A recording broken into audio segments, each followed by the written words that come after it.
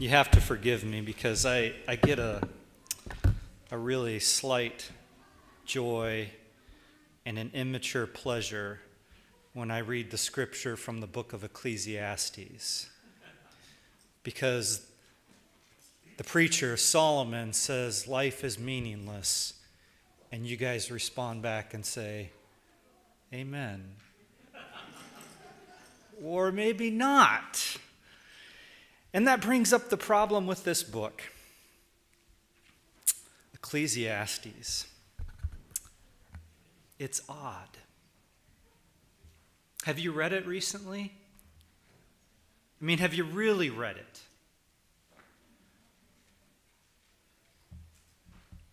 It's an interesting book. Ecclesiastes is part of the genre, we'll call it, of wisdom literature in the Bible. Okay? And the author of Ecclesiastes, the authorship is attributed to Solomon. And throughout the book, he's referred to in some versions of the English translations as the preacher. However, I think it's more accurate that he refers to himself as being the teacher. The Hebrew word for preacher in some versions, or teacher in other versions, is the Hebrew word kohelet. And the best way to think of this word, given who this is and given the types of things he's writing, is you need to think of him not so much as a preacher or as an evangelist. You need to think of him in Ecclesiastes as your philosophy professor. Okay? He's someone who asks questions. And the purpose of the book is to ask questions, to push things, to stretch the boundaries. And you can't really understand this book and what he said in that passage and what he says elsewhere in the book unless you get that the book of Ecclesiastes isn't about answers. He's not offering answers here. He's pushing questions, raising questions, offering options, and then showing how the options come up short to the fundamental question of what is life about? What is the meaning of life? What's the purpose of life? What is the aim of life? Why are we here?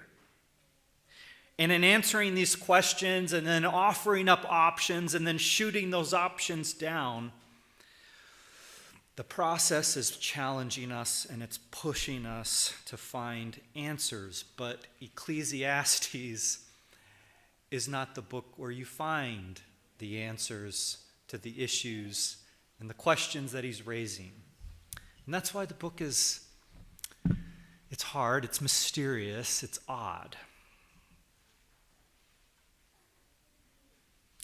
I personally don't think that you should get your theology and your theological doctrines from the book of Ecclesiastes. And I'll give my reason why I think that, an important reason, and I'll come back to that later. But you shouldn't build your theological framework from the book of Ecclesiastes, because that's not the purpose of the book. The point here is Solomon is acting like your college philosophy professor, and he's challenging your thought. He's asking the questions. Why believe? What's life about? Because he knows that we often don't have the guts to ask those questions of ourselves, because those are hard questions.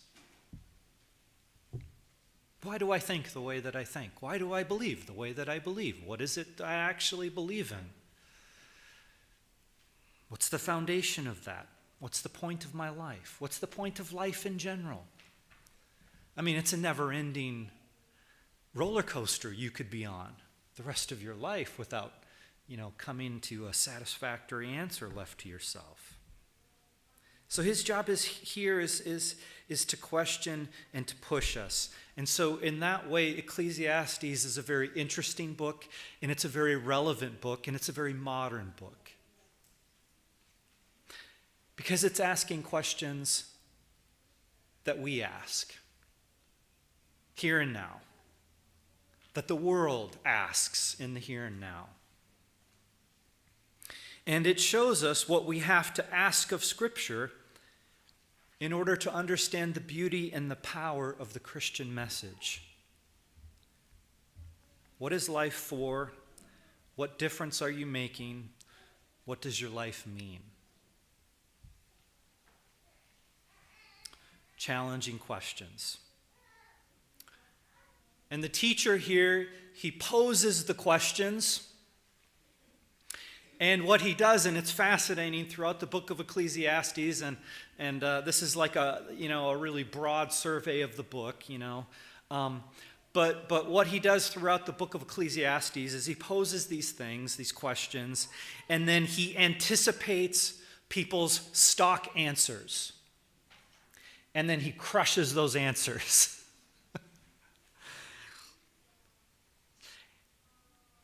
And he anticipates answers that people usually give to the questions of, what is life, what it's about, what's the point of it all? He anticipates that.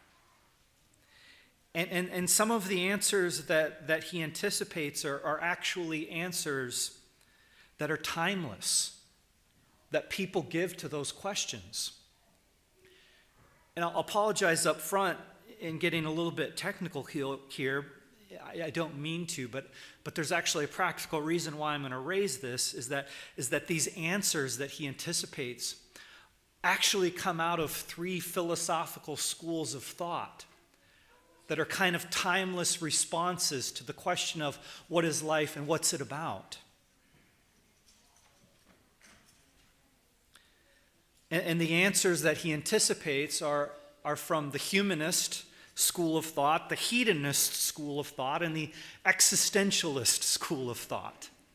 Okay, so we'll break those down, right? Because those are fancy words, and I want to make this understandable and practical. So what is life? What is its purpose? Well, a humanist would say the purpose of life is to make it better for others. Because a person who's a humanist, they see humanity as like, the end and the most important thing of life. And so the purpose of life is connected to that. It's to make life better for others. And you sit back and you say, oh, well, that sounds really noble. That sounds kind of Christian, except it's not. It's not. What do you mean? That seems noble to say, well, the point of life is to enrich other people's lives. Well, Solomon would say, sorry. Don't think so. In chapter 1, verse 3, here's how Solomon answers it. He says, what do people gain from all their labors, at which they toil under the sun?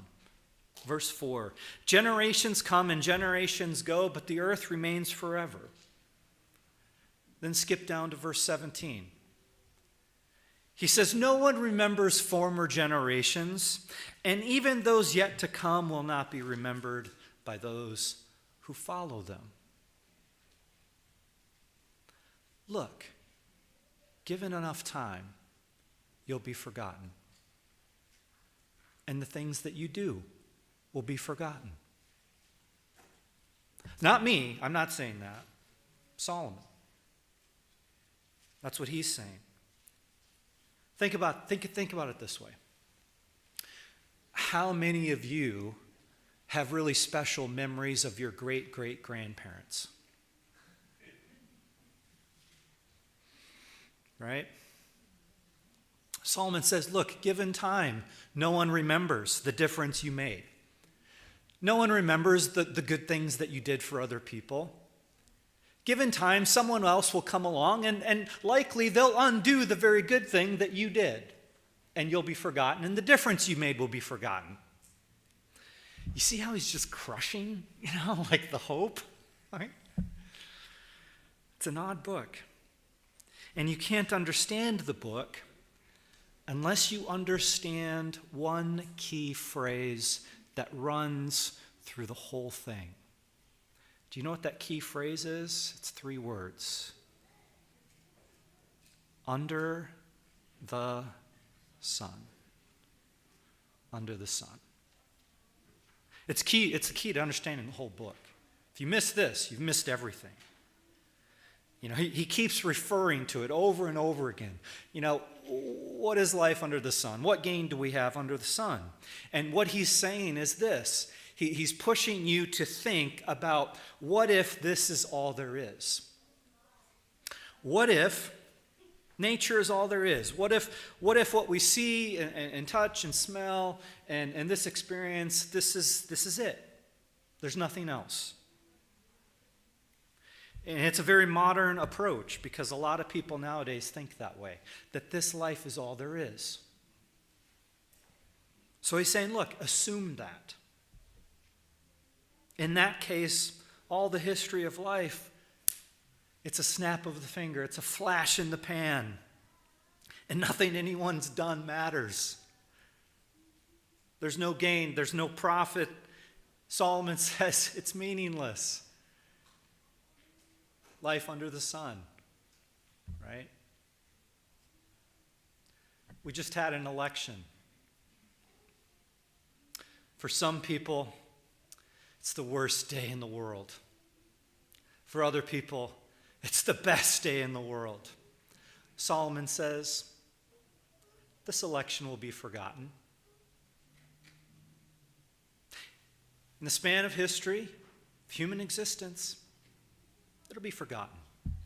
What you think was the best, what you think was the worst, it doesn't matter. Think about it this way. Who was England's 6th king? And what were the significant things that he did? You don't know. You have to Google it, right? You don't know. It doesn't matter to you. That's the issue. That's what he's forcing us to consider. If this life is all there is under the sun, Solomon says nothing matters. Right? The good that you think you're doing for other people, it's not really going to make a difference. And because I've read the book of Ecclesiastes, I kind of know where else Solomon would go. To the humanists out there. He would say, look, you really, you think that your life is about, blessing other people and helping other people. It's not. You want to help other people because of what you get from it. Because you get a nice feeling from it. Because you like how other people think of you because you're a good person. That's why you do the good that you do. It's not really about helping other people. It's about yourself. And because it's about yourself, and you're going to die one day, and you're going to be forgotten, it's meaningless. This life under the sun. So the humanist approach, Solomon says, has problems. Well, there's another way people answer the question of what is life? What is life about? And Solomon actually addresses it. And many people believe this about life. And it's what's called the hedonist approach. Again, these are secular ways to see the world, secular ways to see reality. These are your brothers, they're your sisters, they're your cousins. These are the people you work with. This is how they see life. And Solomon is bringing all of this in the book of Ecclesiastes. And what the hedonist approach is it's this. Life is about pleasure. You see, the hedonist says, look, we don't know what life is about, really, what its purpose is. So all you can really hope for is just the pleasures of the moment. Live for today. You hear the slogans all over the place. You hear people spout them off, at the marketplace, at the gym. You see it on the commercials on TV. Look, life's short. Live it to its fullest, right? Well, what does that mean?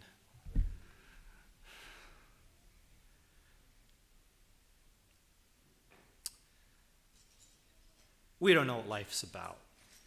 So don't worry with these big questions. Just enjoy it. Well, Solomon talks about this too. Chapter 2, verse 10. This is what he says. He says, look, I denied myself nothing my eyes desired. I refused my heart no pleasure. I lived it up. My heart took delight in all my labor. I did stuff. And this was the reward for all my toil. Yet when I surveyed all that my hands have done and what I had toiled to achieve, everything was meaningless. A chasing after the wind. Nothing was gained. There's that phrase again. Under the sun. A lot of people, a lot of modern people that they say, look, you only have one life to live. Enjoy it. The trouble is, the only way to enjoy life is to force yourself not to think. You got to stick your head in the sand, right? Because think about it. Pleasure inevitably gets swallowed up by the pain and suffering we all experience at one point or another in our lives. And then there's another thing that makes pleasure seeking not work for an answer to what life's about. And it's this. One of the great pleasures, one of the great joys that we would all admit, believer, unbeliever, wherever you're at today, one of the things you admit is one of the greatest pleasures of all is love. To love and to be loved. But if all we have is life under the sun, what's that even? There's no such thing as love under the sun, Solomon would say. Love doesn't have any meaning in a life only understood as life under the sun. Because the moment you go to your philosophy 101 class or your astronomy 101 or whatever class you go to, that atheist scientist or that atheistic philosophy teacher will be all too happy to tell you that love, what you think of love, it's just a chemical and a hormonal reaction in your brain. That's all it is. It doesn't have meaning and significance beyond itself. It's just chemical interchanges in your brain. That's it. Under the sun. Hugging your child, that's just the release of endorphins. That's it. Under the sun. Pleasure, in and of itself, doesn't answer the question to what life is about. What is life's aim? What is life's goal? What is life's purpose? And Solomon says, it's meaningless. It can't answer that question. I've tried it. I know. But so many people in our world, that's how they live. Maybe that's how some of you live. Maybe that's your life's philosophy. So you have the humanistic approach. I want to make a difference. You have the hedonist approach. I want to enjoy life. And then you have what's called the existential approach. And the existentialists are rather complicated, and I won't bore you with the details. So I'm going to summarize it. An existentialist approach would be this. Look, we know life is meaningless, but we're going to live as if it has meaning. Okay? Does that make sense? That's kind of where they're coming from. And it's kind of seen as this heroic and this sort of noble thing, right? We know life is meaningless and we live in a world that's senseless, but we're going to be rational. We're going to use logic and we're going to do good stuff. Even though the world is evil, I'm going to be good. Even though there's no point. It sounds wonderful to a lot of people. And this philosophy actually came into popularity around the 1950s to like the 1970s. And there were philosophers by, their names were like John Paul Sartre, Albert Camus, and you may not care about their names, but I'll tell you what you do care about. You do care about the world in which you live in. And these men shaped the world and the ideas with which you live in. And so you may not care about who they are, and you may think it's, rather fancy and kind of stupid, but I'll tell you what, we're all reaping the consequences of their ideas. You're wondering why life is so chaotic and why life doesn't make any sense right now and why you look at the world and it's just like, well, what's going on? What happened? Ideas have consequences. We are living in a world from which their ideas have planted seeds, and we're reaping the harvest of those seeds. So they thought that the meaning to life is to admit that life is meaningless, but don't live that way. In fact, Albert Camus, this philosopher, he once stated that the point to life is to live a life of absurdity. He actually said that because it is absurd. Everything I just said is absurd, right? And Solomon, I think he directly talks about this. He tried this too. In verse 17, Solomon says, "Look, I applied myself to madness and to folly. I tried wisdom and I tried crazy. I've done it all."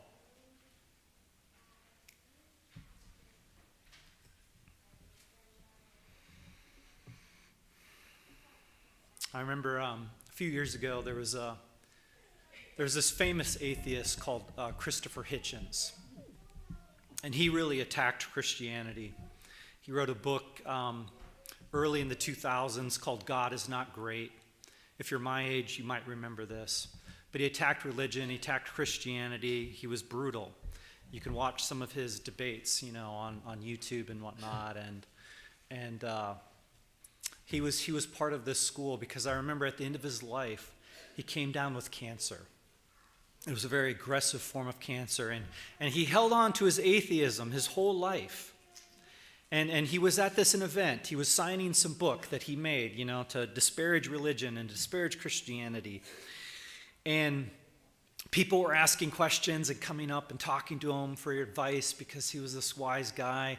And at the very end of this conference that he was at, he looked at everyone and he said, "Hey, don't forget about love." And I thought to myself, well, you've lived your whole life to disparage Christianity, whose primary message is about love. And yet you believe in it? It's absurd.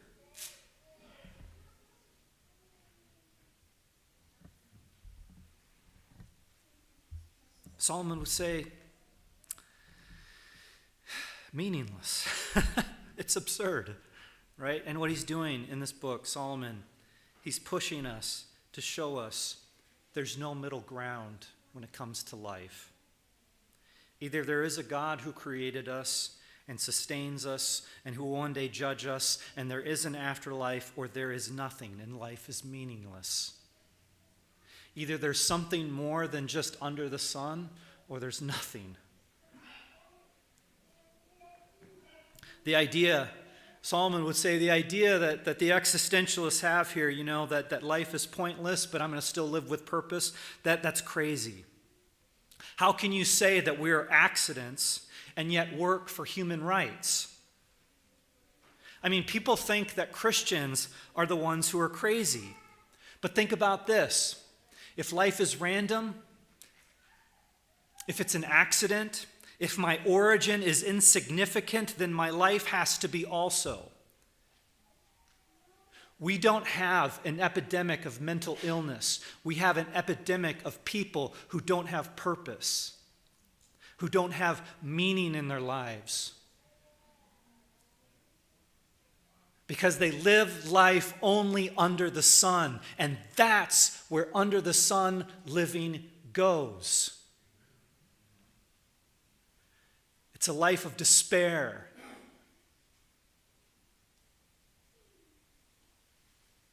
It's why life is cheap. It's why we can't define what a human life is, or when it begins, or when it ceases to be of value.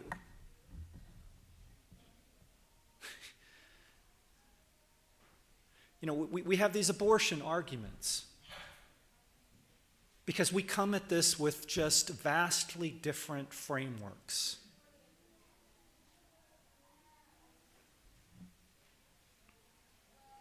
Either life is significant and sacred the moment of its conception, or it's never sacred. It never has significance, and do with it what you will. Solomon is pushing you. He's pushing us to see these things. What's the impact of life under the sun belief? What a life under the sun life looks like.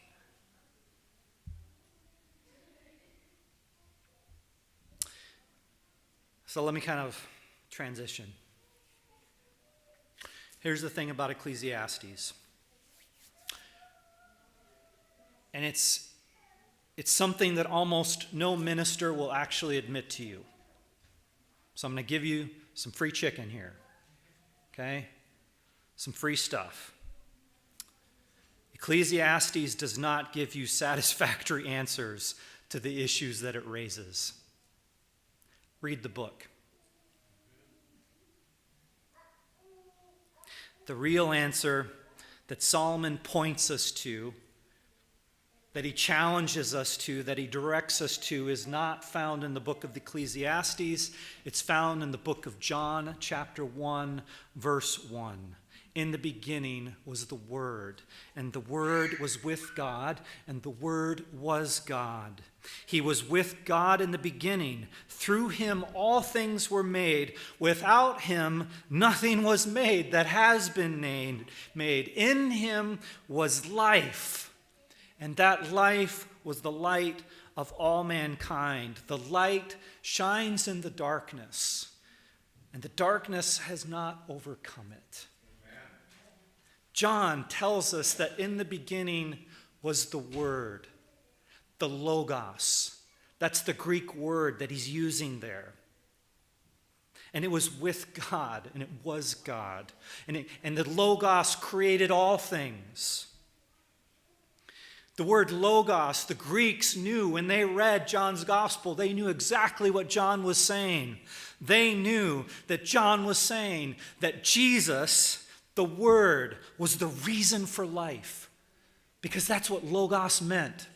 The philosophers of Jesus' time, before Jesus even, they argued over the Logos. They believed the Logos was the principle for life. It was the reason for life. The Logos was the aim for life. It's where everything was going. It's what you built everything off of. The Logos was the structure of reality, the reason for existence. That's how they saw the Word. And John says the Logos is Christ.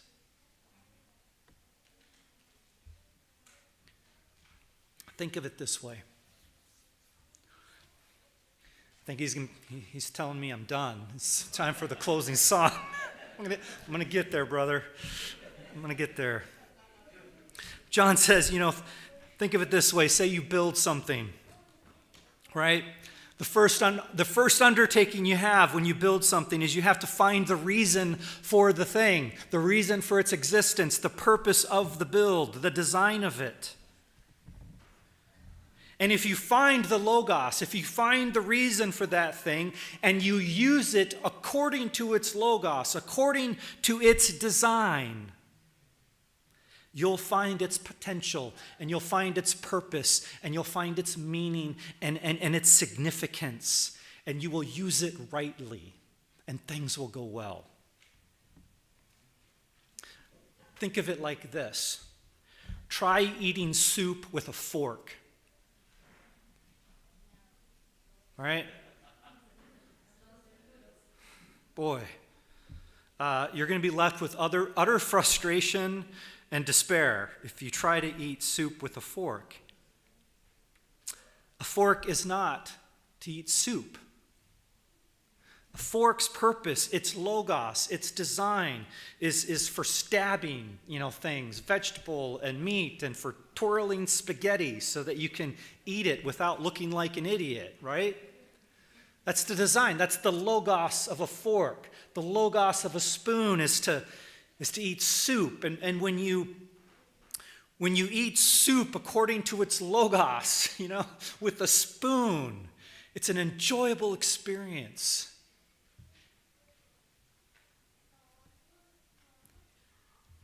Because you're using everything in accord to how it's meant to be. Its aim, its purpose, its goal. That's logos. And the philosophers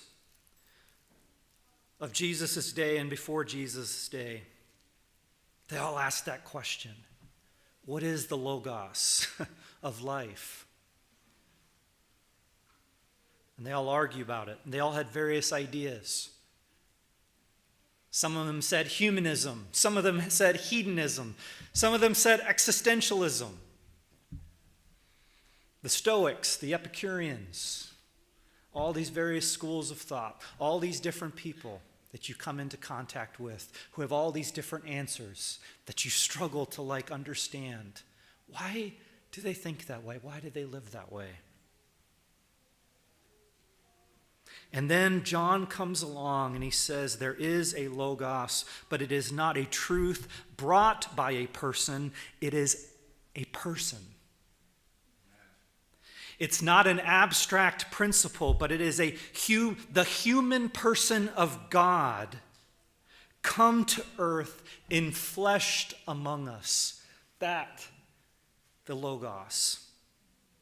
Jesus says something absolutely profound in John 14, verse 6. He says, I am the way, the truth, and the life. And what he means is this.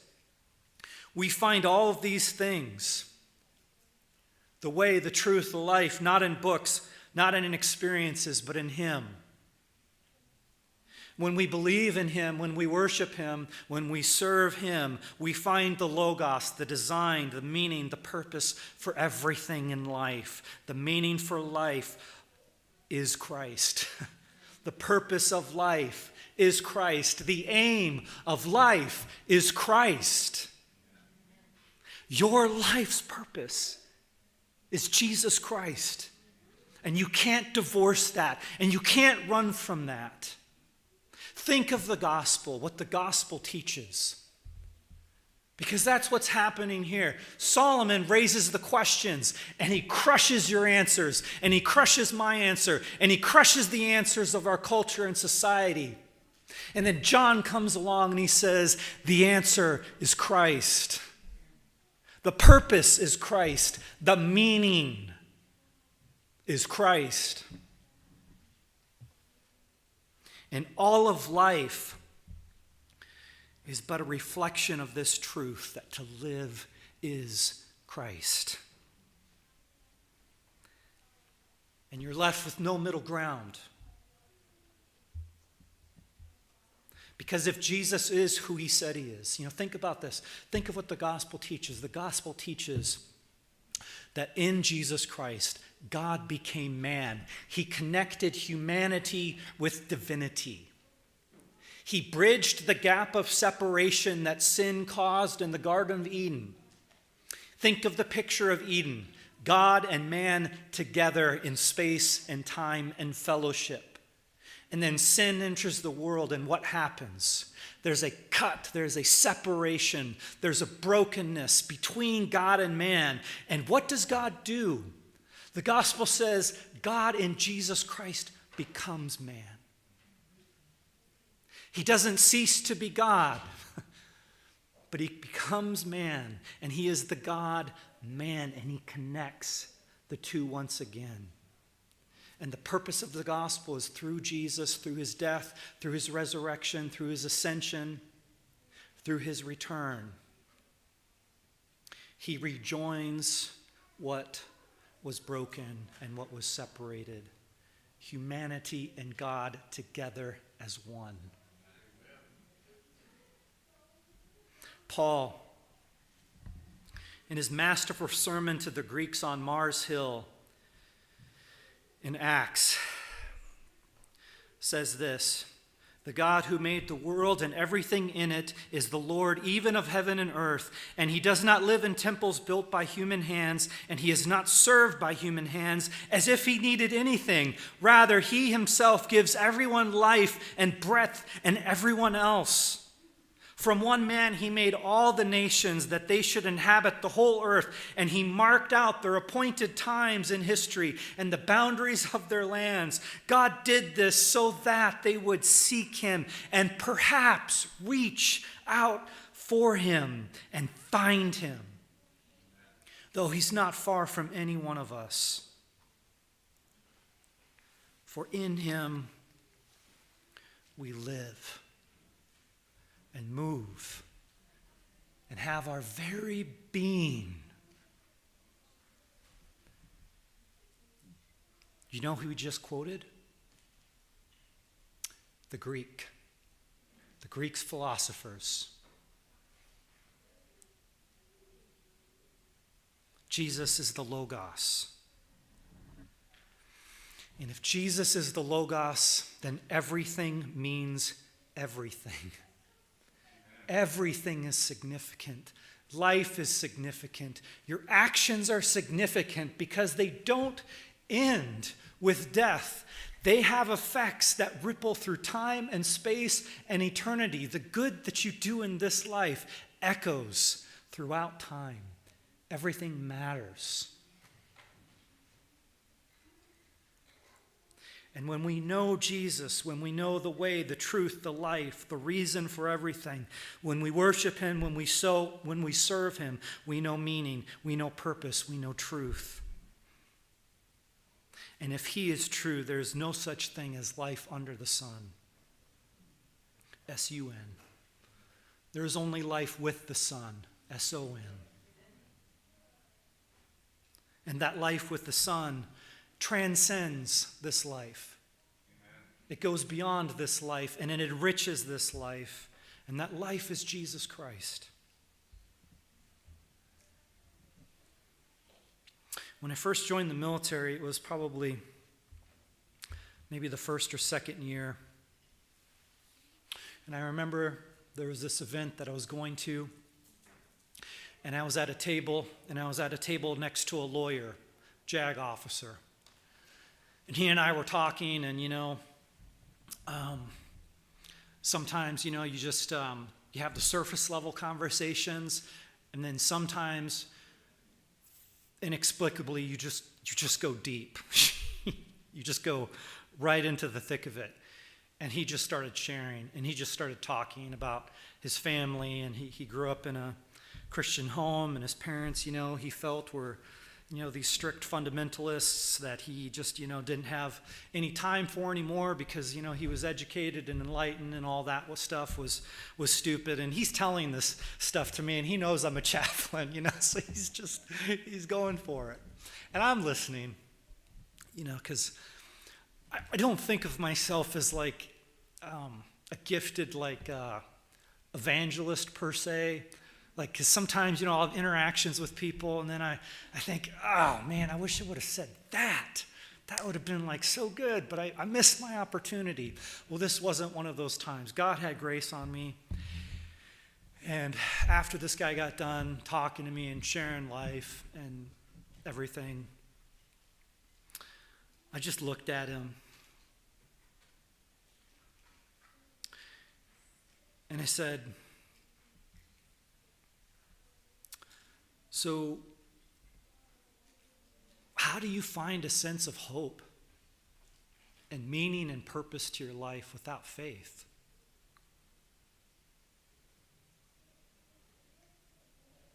And he kind of did that. Where he just kind of like looked around and he bit his lip and he sighed.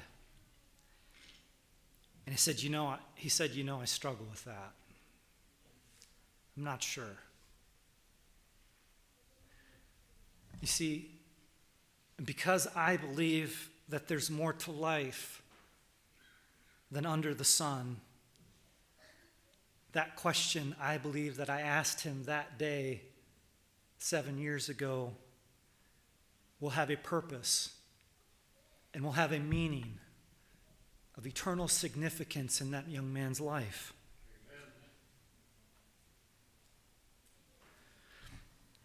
So what's the application? If Jesus is the Logos, if there's more to life than under the sun, what does that do for us? If Jesus is who Jesus says he is, if he is the design, the goal, the aim of our lives that we are to connect with and believe in and worship, I think it does some things that are very practical. I think it allows us to trust that God is sovereign, that there is a purpose to life because Jesus is who he is. And when we believe that, what that does is it enables you and I to live with mystery. It enables us to live with certainty because we have that trust that there is this ultimate purpose for life, not just for my life, but for your life. And when we have that conviction and that belief, it enables us to live with mystery. It enables us to live with uncertainty. And contrary to what other preachers tell you or evangelists or whoever, you're going to have to deal with mystery. And you're going to have to deal with uncertainty because we don't have all the answers. We don't. We just have the answer. And we don't always know how the answer works things out. The pieces on the chessboard, we don't always understand it. You know, Romans 8, verse 28 says, we know that God works all things together for good to them who love God and who are called according to his purpose. How God does this, I have no idea.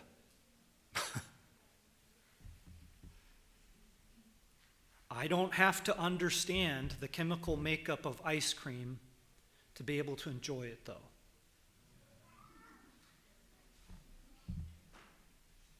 In all of my ignorance about how ice cream is made and what it's made up of, I still love it.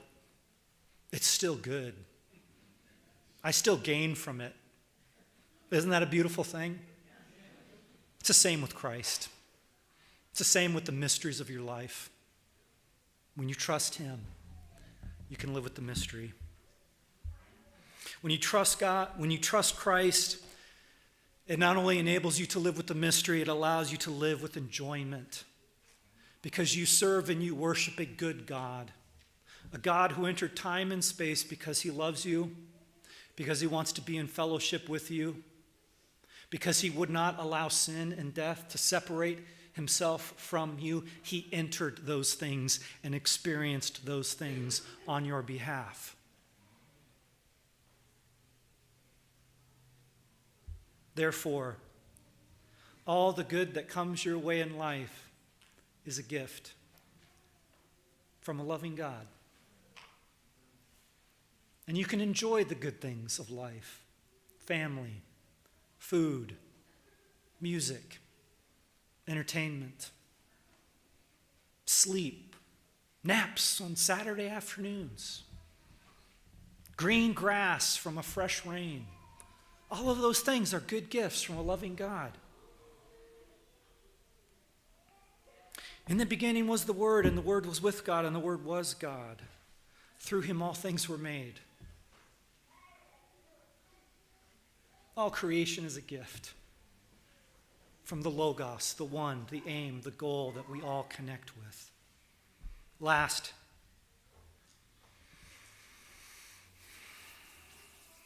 trusting this Jesus, that he is the point and the purpose and the design of everything. It doesn't just allow us to live with mystery. It doesn't just allow us to live with enjoyment. it also allows us to live responsibly. At the end of the book of Ecclesiastes, Solomon does have this one conclusion. He says, here's the conclusion of the matter. Fear God, keep his commandments. This is the whole duty of men and women, for God will bring every deed into judgment, including every hidden thing, whether good or evil. Enjoy life, live it well, but live it responsibly. You and I will give an account to God for how we've lived, because everything we do matters. It echoes into eternity. It has a purpose. It has a significance beyond itself. Enjoy life, but live it intentionally. Live it responsibly, because Jesus is the reason for everything.